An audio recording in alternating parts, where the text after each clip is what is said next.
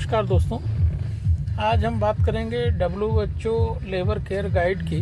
यह एक updated tool है जो पुराने पार्टोग्राफ का आधुनिक रूप है। इसे WHO ने 2020 में जारी किया ताकि सुरक्षित, सम्मानजनक और साक्ष्य आधारित प्रसव की देखभाल सुनिश्चित की जा सके। LCG का मुख्य उद्देश्य है प्रसव की प्रगति को सही तरीके से मॉनिटर करना, माँ और भ्रूण की स्थिति पर निरंतर निगरानी रखना, समय पर क्लिनिकल डिसीजन लेना, अननेसेसरी इंटरवेंशन जैसे अर्ली ऑगमेंटेशन को कम करना, रिस्पेक्टफुल मैटरनिटी केयर को बढ़ावा देना। इसके जो की फीचर्स हैं, पहला है एक्टिव लेबर की शुरुआत।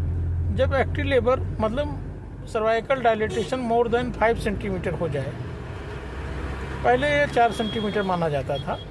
दूसरा है मॉनिटरिंग पैरामीटर में, मैटरनल मॉनिटरिंग पैरामीटर में पल्स हर 30 से 60 मिनट पर, बीपी हर 4 घंटे पर, टेम्परेचर हर 4 घंटे पर और urine output, urine for ketones और प्रोटीन, इन सब की मॉनिटरिंग करनी है। फीटल मॉनिटरिंग में हर 15 से 30 मिनट में फीटल हार्ट रेट चेक करना है। अमनियोटिक फ्लूइड देखना है कि क्लियर है कि मेकोनियम स्टेंड है, मॉडलिंग देखनी है। लेबर प्रोग्रेस में जो तीसरा पॉइंट हो लेबर प्रोग्रेस है, इसमें cervical dilatation, descent of the head मतलब बच्चे का सर जो नीचे आता है उसको, कॉन्ट्रैक्शन कितनी हो रही है, फ्रीक्वेंसी क्या है और ड्यूरेशन क्या है। चौथा इसमें है alert and action system. LCG में फिक्स अलर्ट या एक्शन लाइन नहीं होती है जैसे पुराने पार्टोग्राफ में थी। इसमें डायनेमिक क्लिनिकल असेसमेंट और डिसीजन मेकिंग को प्रायोरिटी दी गई है। अगर लेबर धीमा है तो उसका कारण पहचाने। इसको 3 पार्ट में हम लोग डिस्कस कर सकते हैं, पावर, पैसेज और पैसेंजर।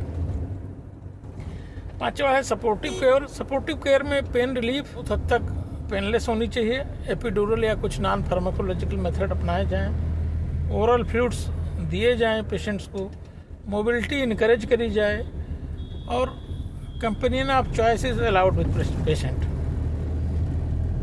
फिर LCG के जो कंपोनेंट हैं वो आइडेंटिफिकेशन है, सपोर्टिव केयर है, केयर ऑफ बेबी है, केयर ऑफ मदर है, लेबर प्रोग्रेस है, मेडिकेशन है एंड शेयर्ड डिसीजन मेकिंग है। अब पार्टोग्राफ और LCG का कंपैरिजन है। पार्टोग्राफ एक्टिव लेबर स्टार्ट के लिए 4 सेंटीमीटर सर्वाइकल डायलिटेशन को मानता था और इसमें 5 सेंटीमीटर है। इसमें अलर्ट लाइन थी पार्टोग्राफ में, LCG में नहीं है। इसमें लेबर कर्व पर फोकस किया जाता है, LCG में इंडिविजुअलाइज्ड फोकस होता है। ऑटोग्राफ में पेशेंट कंफर्ट लिमिटेड था, LCG में एम्फेसाइज किया गया है। डिसीजन मेकिंग पार्टोग्राफ में फिक्स थी, LCG में डायनामिक किया गया है। इसमें के फायदे क्या हैं? एक तो ये एविडेंस बेस्ड अप्रोच है, साक्ष्यों पर आधारित अप्रोच है। दूसरा, ये अननेसेसरी सिजेरियन सेक्शन को कम करने में मदद करता है। मैटरनल और न्यूनेटल आउटकम बेहतर होता है और पेशेंट की रिस्पेक्टफुल केयर को प्रमोट करता है। इसकी क्लिनिकल इम्पोर्टेंस क्या है? पहली है प्रोलॉन्ग लेबर की अर्ली पहचान। दूसरा है शिशु में जो डिस्ट्रेस होता है उसका टाइमली डिटेक्शन करना।